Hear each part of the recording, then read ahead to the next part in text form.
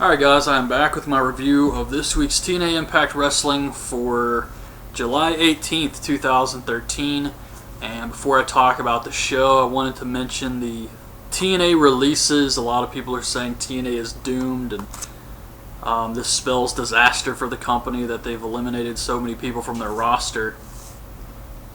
So far, well, you had the previous releases they did a few weeks ago, and then you got D'Lo Brown, Bruce Pritchard, Tara, and Doc. So those are actually some big names. I mean, Bruce Pritchard was a big part of creative. Doc was a member of the Aces and Eights. Tara was one of the only knockouts they had left. So those are some pretty big names, but I gotta say, Doc being released does not look good for Nuxie. I'd be worried if I was him. But as far as this spelling the end for TNA, I don't think it's quite there yet. I think they're just kind of cutting off some of the fat guys they don't use. There was a lot of guys in the roster you never saw, like Douglas Williams and Crimson, Christian York, guys they had on the payroll that they weren't really using. So I don't think they've really released any big names that are actually going to affect the product. However, if TNA did have to close its doors and it was the end of TNA, it's their own fault. I mean, if TNA does end up closing sometime down the line, they have no one else to blame but themselves for their bad booking decisions, basically. I mean, if it was a company like Ring of Honor or CZW or something, I could understand it. Financial problems, they couldn't keep running. But TNA has stuff that these companies don't. They actually have TV time. They got pay-per-views. They have everything that WWE has except big production values like Pyro and stuff. But besides that, they have everything they got. They got the pay-per-views, the TV show, they got the talent. Only thing you can blame is booking, creative. And that's been a huge issue in TNA. You got the Aces and Eights, which for a year... I mean, this is their Top Hill faction, which for almost a year was made to look like a joke. And then when they would actually reveal the members, it was a disappointment. It was guys like Wes Briscoe and Garrett Bischoff, who no one gave a shit about. Then you had way too much focus on the Hogans, which they still do with Brooke Hogan, Hulk Hogan. And I'm sure what Hulk Hogan makes is more than all of these guys they've released combined. Just Hulk Hogan's paycheck.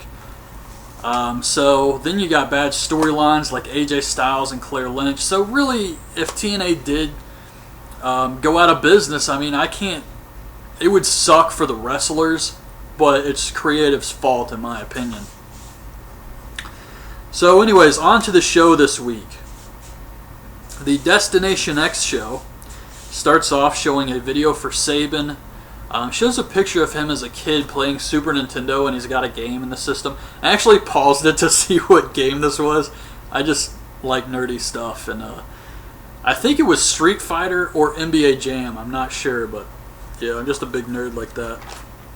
So then we get the Tanay and Borash on commentary. Thank God. Taz is missing. I don't know what the hell this was. I thought maybe he was going to come out at the end and cost Sabin the title, or maybe he's the one who picked Kurt Angle up. I don't know where they're going with this. I'm just glad he wasn't there.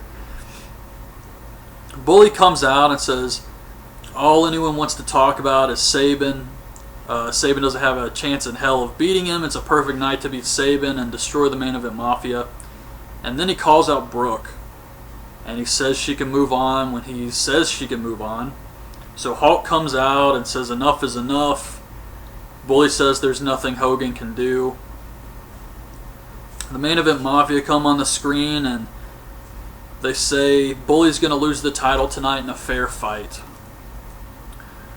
Backstage, Rude says he's going to finally get some points tonight. We get Austin Aries versus Bobby Roode in a really good match here. I mean, that's obvious what you would expect from these two guys.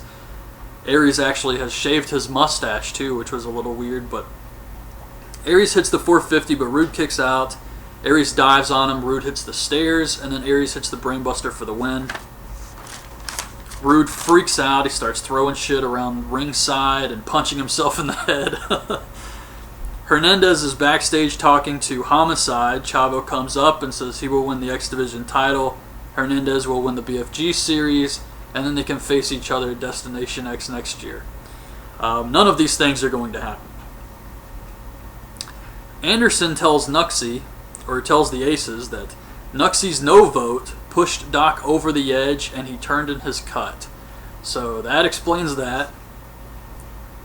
Homicide versus Petey Williams versus Sanjay Dutt. This was a pretty good match here. Homicide hits the Gringo Killer on Petey Williams, and Sanjay hits the Moonsault Double Stomp on Homicide for the win. I like this match. I was just sad they didn't do the Canadian Destroyer spot. I don't know why they couldn't put that in there somewhere, because that always pops a crowd. Chavo versus Kenny King versus Manic. One thing about Kenny King, he better pray he's not on the chopping block with these releases after he burned the bridge with Ring of Honor. But Kenny King kicks Chavo to the outside. Manic picks King up, drops him on the knees for the win. Rampage tells Angle he's ready to knock somebody out tonight, and they leave to start phase 1 of their plan. Hogan gives Sabin a pep talk, tells him it's his time. Main Event Mafia comes out. Rampage is the only one not wearing a suit. And what was up with those sunglasses Kurt Angle was wearing? Just felt so out of place. But they call out the Aces. The Aces come on the screen and tell the Mafia to come back here. And so they do. And it's a trap. They lock him in a room. Bully Ray throws Kurt Angle into the back of a pickup truck and it drives off with him. This was ridiculous. I did not like this at all. This is way too cheesy. Especially since they just come out later anyways. Even Kurt Angle. So this was pointless. Rubix versus Rockstar Spud versus Greg Maraciolo. I don't know how you say his name. It's Trent Beretta. But Beretta dives on Spud in this match. And Rockstar Spud is way too small to be catching guys doing dives. I thought for sure this guy broke something. But Spud gets up and spits in Beretta's face. Beretta basically sits on him for the win. I'm glad they put Beretta over here. I think he was the best choice. So next week it's going to be Manic, Sanjay, and Beretta for the new X Division title. They got a new title belt. There's pictures of it online and everything. Bully Ray's on the phone with someone, possibly Taz. That would make sense. And tells him to take Angle to the spot they talked about earlier and to make him an offer he can't refuse. Maybe they electrocuted his nipples like they did with Joseph Park or something. I don't know. But eventually Angle arrives back at the arena driving the truck that took him away. Mickie James comes out. She plays a clip of her singing. Gail Kim comes out and says she's going to take her title. Mickie tries to slap her. Gail ducks, hits Mickie. They start brawling. Officials break it up. It was okay. Aries tells Sabin that he made him prove he can be great, and he's pulling for him tonight. AJ Styles cuts a Raven-style promo in a dark staircase and says he's going to defeat Hardy next week. And then we get the main event, Sabin versus Bully Ray for the world title. I thought it was a pretty good match. I mean, it's basically just Bully Ray dominating Sabin, but before the match starts, Bully Ray gets in Sabin's face and he says, "I'm going for your knees." Thought this was a really nice touch here. And then they show Sabin getting Bully's face like he's not afraid of him. But Bully Ray goes after his knees. He starts pulling off his knee brace. The Aces and Eights come out, and the Main Event Mafia comes out. Bully Ray's just walking around the ring talking shit to the Mafia members. Well, mostly Rampage. That's really the only guy he was talking shit to. And Anderson hands Bully Ray the hammer. They all start fighting up the ramp.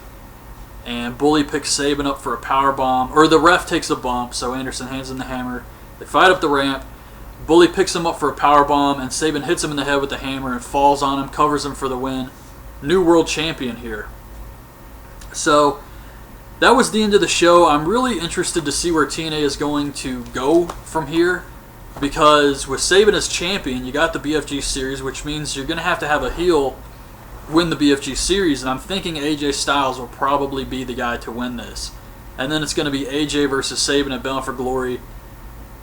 And I'm pretty sure it's going to be Bully Ray versus Hulk Hogan at Bound for Glory. That's just what I feel is happening. At least it's not for the title, but I just have this big feeling that it's going to be those two going at it in a horrendous match. But I'm glad they put the title on Sabin. It probably surprised a lot of people. You could kind of tell it was going in that direction with all the video packages and stuff. It kind of reminded me of the whole Jay Briscoe thing in Ring of Honor, where nobody expected Jay Briscoe to win. And during the pay-per-view, they started showing all these matches he's had in the past and all the times he's fought for the title and could never pull it off and win the big one.